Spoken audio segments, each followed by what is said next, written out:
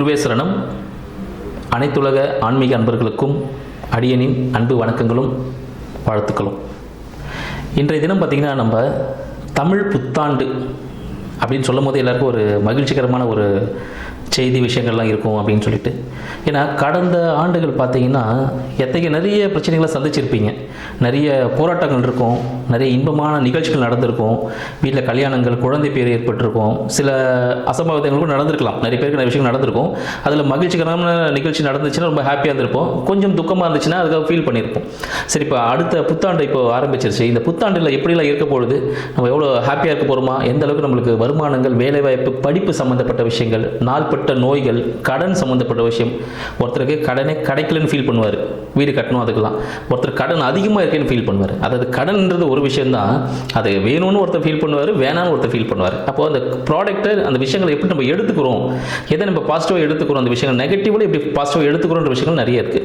இப்போ இந்த 2026 தமிழ் புத்தாண்டு பராபவ வருடம், சரிங்களா? பராபவ வருடம் பார்த்தீங்கன்னா எல்லாமே ஒரு சாதகமான விஷயங்கள் அப்படின்னு சொல்லிட்டு சொல்லுவாங்க.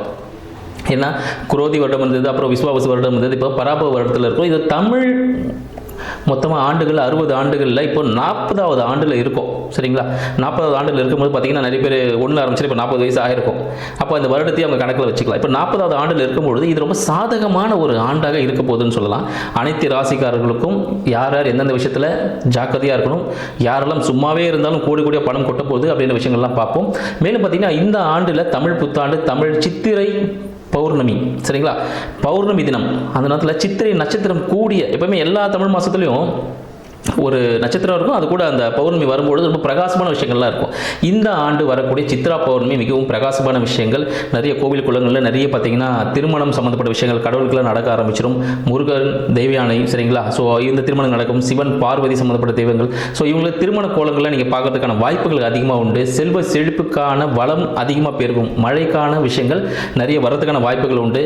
ரத்தினங்கள், தங்கம், வெள்ளி சம்பந்தப்பட்ட விஷயங்கள் உச்சத்தை எட்டக்கூடிய, புதிய உச்சத்தை எட்டக்கூடிய ஒரு அமைப்பாகவும் இந்த ஆண்டு விளங்க போகுதுன்னு சொல்லலாம்.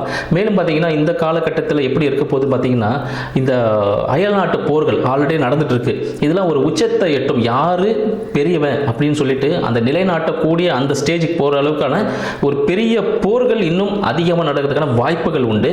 மழை பார்த்தீங்கன்னா, மழை விஷயம் சொல்லும் போது பார்த்தீங்கன்னா நல்ல மழை இருக்கும், சரிங்களா? ஆண்டின் துவக்கத்தில் பார்த்தீங்கன்னா நல்ல மழை பெய்யறதுக்கான வாய்ப்புகள் உண்டு. ஆண்டின் இறுதியிலும் நல்ல மழை பெய்யும். அப்போ என்ன ஆகும் பார்த்தீங்கன்னா, பயிர்கள் நல்லா வளர்றதுக்கான வாய்ப்புகள் உண்டு. மாடுகள், சரிங்களா, நீங்கள் வளர்க்கக்கூடிய அந்த விலங்குகளை பார்த்தீங்கன்னா நல்லா வளரும், நல்ல மாடு நல்ல பால் கொடுக்கும் விஷயங்கள் உண்டு. மேலும் பார்த்தீங்கன்னா அதிக மழை காரணமாக பயிர் நாசங்களும் ஏற்பட வாய்ப்புகள் உண்டு, ஓகேங்களா? ஏன்னா மழை பெஞ்சுன்னா ஓகே தான், ஹெவியாக பெய்யும் போது அந்த பயிர் நாசம் ஏற்பட வாய்ப்புகள் உண்டு. ஸோ அப்போ அந்த வாய்க்கால் நீங்கள் வரப்புலாம் கொஞ்சம் சரி பண்ணுறதுக்கான விஷயங்கள்லாம் ரெடி பண்ணி வச்சுக்கோங்க. ஏன்னா வந்துட்ட பிறகு ஏமாந்துச்சு ஃபீல் பண்ணக்கூடாது. இப்போவே அந்த பிளான் பண்ணிட்டீங்கன்னா அந்த விஷயங்கள்லாம் பார்த்துங்க. ஆடை அணிகலன்களின் விலை ஏற்றம் அதிகமாக இருக்கிறதுக்கான வாய்ப்புகள் உண்டு. தங்கம் விலை இன்னும் புதிய உச்சத்தை எட்டுவதற்கான வாய்ப்புகள் உண்டு. புதிய தொழில் முதலீடுகள் இந்தியாவில் வரதுக்கான வாய்ப்புகள் உண்டு. ஏன்னு பார்த்தீங்கன்னா ரிஷப லக்னத்தில் இந்த ஆண்டு பிறக்குது, கும்ப ராசியில் பிறக்குது. ஸோ அப்போ பார்த்தீங்கன்னா அந்த கும்ப ராசியின் போது பார்த்தீங்கன்னா கும்பத்தில் சனீஸ்வர பகவான் அவரோட வீடு, மேலும் அதில் சந்திரன் அன்னைக்கு டிராவல் பண்ணுற சதயத்தில். அப்போ என்ன ஆகும் போது பார்த்தீங்கன்னா அந்த விஷயங்கள் நடக்கும் பொழுது ஒரு விதமான பெண்கள் சம்பந்தப்பட்ட அச்சுறுத்தல்கள் அதிகமாக இருக்கக்கூடிய ஒரு ஆண்டாக இந்த காலகட்டம் இருக்கு. எனக்கு நெகட்டிவாக சொல்லியிருக்கீங்க அப்படின்னும் போது பெண்கள் அச்சுறுத்தல் இருக்குதுன்னா அப்போ என்ன பண்ணணும்னா, நீங்கள் பெண்கள் பாதுகாப்பாக போகணும், கூட ஒரு துணையோடு போகணும். அந்த டெக்னாலஜிலாம் இப்போ இம்ப்ரூவ்மெண்ட் ஆகிடுச்சு, நம்ம கவர்மெண்ட்டுக்கு நிறைய ஆப்லாம் வேறு கொடுத்துருக்காங்க. ஸோ அதெல்லாம் டவுன்லோட் பண்ணி வச்சுக்கோங்க. ஸோ அது மூலமா நீங்கள் பாதுகாப்பாக இருக்கிறதுக்கான வாய்ப்புகள் உண்டு. யாரையும் நம்பி எதுவும் ஏமாற வேண்டாம். ஸோ வேலைவாய்ப்பு துறையும் பார்த்தா மிக சிறந்ததாக இருக்கும். ஸோ எந்தெந்த ராசிக்காரர்களுக்கு எப்படி இருக்க போகுதுன்னு பார்ப்போம், வாங்க போகலாம். தனுசு ராசி நண்பர்களுக்கு பராபவ தமிழ் புத்தாண்டு நல்வாழ்த்துக்கள். இந்த தனுசு ராசி நண்பர்களே, கடந்த ஆண்டு நிறைய கற்பனையோடு இருந்திருப்பீங்க. வீடு வாங்கணும், புதுசாக வண்டி வாங்கணும், திருமணம் செய்யணும் அப்படின்னு நிறைய கனவுகளோடு காத்துட்டு இருந்திருப்பீங்க. போன வருஷம் கனவாகவே போச்சுங்க. இப்போ இந்த தமிழ் புத்தாண்டு நினைவாக்குமா இல்லை பாடங்களை கற்றுக் கொடுக்குமா அப்படின்னு பார்ப்போம்.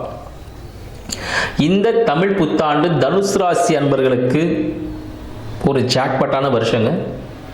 ஏன்னு சொல்கிறேன்னு பார்த்தீங்கன்னா, நீங்கள் ஒரு பெரிய அமௌண்ட்டை இன்வெஸ்ட் பண்ணுறதுக்கான வாய்ப்புகள் ஏற்படும். இந்த காலகட்டத்தில் கடன் வாங்கியாவது ஒரு அமௌண்ட்டை இன்வெஸ்ட் பண்ணுவீங்க.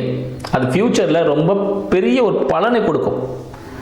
இப்போது விவசாயம் செய்யும்போது பார்த்தீங்கன்னா ஒன்றுமே அதை நிலத்தை தான் உழுது அதில் ஒரு நெல்மணி தான் போடுவாங்க.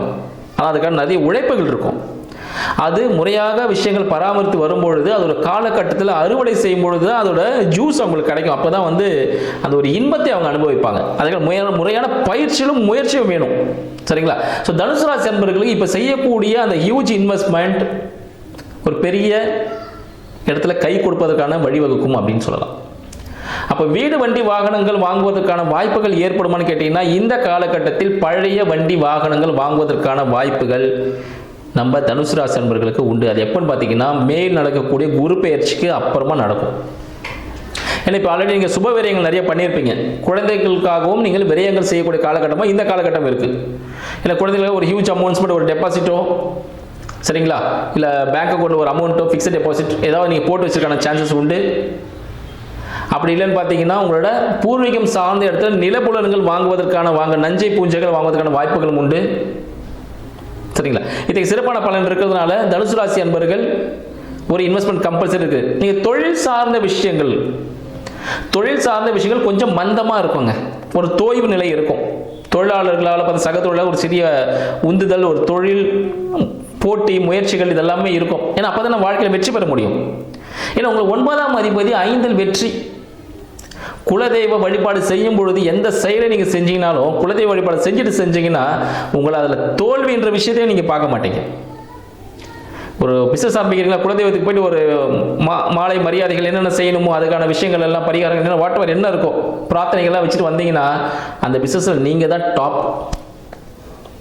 ஏன்னா சூரியன் உச்சத்தில் இருக்கிற நாளில் ஒரு அழகான ஒரு வீடு வாங்கிறதுக்கான வாய்ப்புகள் உண்டு. சரிங்களா? உங்கள் வாழ்க்கை துணை ஒரு அழகான வாழ்க்கை துணை, செல்வ செழிப்போடு உடைய ஒரு வாழ்க்கை துணை அமைவதற்கான வாய்ப்பும் உண்டு. கூட்டு தொழில் செய்கிறீங்கன்னா நீங்கள் ஒரு டெக்ஸ்டைல் பிஸ்னஸ், கோல்டு, சரிங்களா, இல்லை அழகு சாதன பொருட்கள், இந்த டைல்ஸ் சம்மந்தப்பட்ட விஷயங்கள், வீட்டின் அழகு சாதன பொருட்கள், ஃபர்னிச்சர்ஸ் இதெல்லாம் பண்ணீங்கன்னா சூப்பராக இருக்கும். அதெல்லாம் நீங்கள் சக்ஸஸ் அடையலாம். சரிங்களா? அடுத்து ராகு கேது பயிற்சிகள் மூலமாக திடீர் புதிய முயற்சிகள் எடுத்துக்கிட்டே இருப்பீங்க. ஏதாவது ஒரு மைண்டில் ஓடிக்கிட்டே இருக்கும். இது பண்ணலாம், அது பண்ணலாம், அது பண்ணலான்ட்டு. ராகு கேது பயிற்சிகள் நடக்கக்கூடிய புரட்டாசி மாதத்துக்கு அப்புறம் பார்த்தீங்கன்னா வருமானங்கள், சரிங்களா, பெரிய இன்வெஸ்ட்மெண்ட் ஆகும். ஒரு ஃபாரின் இன்வெஸ்ட்மெண்ட், இல்லை நீங்கள் இருக்கக்கூடிய நகரத்தை விட்டு வேறு ஒரு நகரத்தில் ஒரு இன்வெஸ்ட்மெண்ட், ஒரு ஹியூஜ் இன்வெஸ்ட்மெண்ட் ஆகும். பட் நீங்கள் செய்யக்கூடிய அந்த இன்வெஸ்ட்மெண்ட் பார்த்து பக்குவமாக செக் பண்ண. ஏன் சொல்கிறேன்னா, உங்களை ஏமாற்றுவதற்காகவே சில பேர் வருவாங்க. சரிங்களா? நான் இது பண்ணித்தரேன், அது பண்ணித்தரேன்னு சொல்லிட்டு தயவு செய்து அவர்கள் வார்த்தைகளில் ஏமாற வேண்டாம். ஹியூஜ் இன்வெஸ்ட்மெண்ட் செய்யும் பொழுது கண்டிப்பாக கொஞ்சம் நல்லா செக் பண்ணிக்கோங்க. அதுக்கான ஏமாறதுக்கான வாய்ப்புகள் உண்டு தனுசு ராசி அன்பர்களுக்கு. மேலும் தங்களுக்கு 8இல் வரக்கூடிய கேது பகவான் ஞானத்தை அளிப்பார். சரிங்களா? வயிற்றில் இருந்த கட்டிகள் இருந்துச்சுன்னு வச்சுங்களா, அந்த கட்டியில் வந்து ஒரு கட்டிக்கு வரதுக்கான வாய்ப்பு இருக்கு. புதுசாக கட்டி உருவாவதற்கான வாய்ப்புகள் உண்டு. ஏன்னா குருவும் கேதுவும் இணைய போறாங்க. அப்போ ஒரு கொழுப்பு கட்டி வரதுக்கான வாய்ப்புகள் உண்டு வயிறு சம்பந்தப்பட்ட இடத்துல. அப்போ கண்டிப்பாக கொஞ்சம் ஜாக்கிரதையா இருக்கணும். சரிங்களா? கர்ப்பிணி பெண்கள் உங்களை செக்கப்ல கொஞ்சம் கரெக்டாக பண்ணிக்கங்க. தனுசு ராசியில் இருக்கக்கூடிய கர்ப்பிணி பெண்கள் கொஞ்சம் செக்கப்ல கரெக்டாக பண்ணி குழந்தை எப்படி இருக்கு, குழந்தையின் வளர்ச்சியில் ஒரு விதமான அழுத்தம் ஏற்படலாம். சரிங்களா? ஸோ குழந்தை வளர்ச்சியில் கொஞ்சம் நல்லா செக் பண்ணிக்கிறது. அப்பப்போ ஸ்கேன் பண்ணிக்கோங்க. தனுசு ராசி நண்பர்கள் கொஞ்சம் ஸ்கேன் பண்ணிக்கோங்க உடம்ப. முறையான உணவு கட்டுப்பாடு கண்டிப்பாக இருக்கணும். கொழுப்பு சார்ந்த விஷயங்கள் அறவே தவிர்ப்பது மிக சிறந்தது ஒரு விஷயமா இருக்கும். உடற்பயிற்சிக்கு அப்புறமா கண்டிப்பாக தனுசு ராசி நண்பர்கள் என்ன பண்ணணும், உடற்பயிற்சி அதிகாலையில் எழுந்து உடற்பயிற்சி செய்யணும். அதுதான் அவங்களுக்கு பரிகாரமே. நான் நல்லா தூங்கி நல்லா பண்ணணும்னு பார்த்தீங்கன்னா கடன் அதிகமாகும். லேட்டாக தூங்கி எழுந்தீங்கன்னா, லேட்டாக தூங்கினாலும் லேட்டாக காலையில் எழுந்தாலும் கடன் பிரச்சனைகள் அதிகமாவதற்கு வாய்ப்புகள் உண்டு. தங்கள் நகைகள் பேங்க்ல ஏதாவது பிரச்சனைகள் வரதுக்கான வாய்ப்புகள் உண்டு. அதனால அடிவயர் சம்பந்தப்பட்ட பிரச்சனை வரும். ஒரு ஆபரேஷன்ஸ் நடக்கிறதுக்கான வாய்ப்புகளும் உண்டு. அதனால தனுசு ராசி நண்பர்கள் அதிகாலையில் எழுந்து உடற்பயிற்சி செய்வது மிக சிறந்த ஒரு பரிகாரமாக அமையும். கண்டிப்பாக பழைய வண்டி வாகனங்கள் வாங்குங்க. வாய்ப்புகள் நிறைய கூடும். இந்த காலகட்டத்தில் திருமணத்திற்காக காத்துக்கொண்டு ஒரு சண்டை சச்சரவுடைய திருமணம் நடக்கும். என்னங்க எல்லாமே நல்லா இருக்கிறதுல கெட்டதாகவே சொல்கிறீங்க. அப்போ நீங்கள் என்ன பண்ண, வாழ்க்கை துணை ஒரு உச்சத்தில் இருக்கக்கூடிய ஒரு நபராக இருக்கலாம்.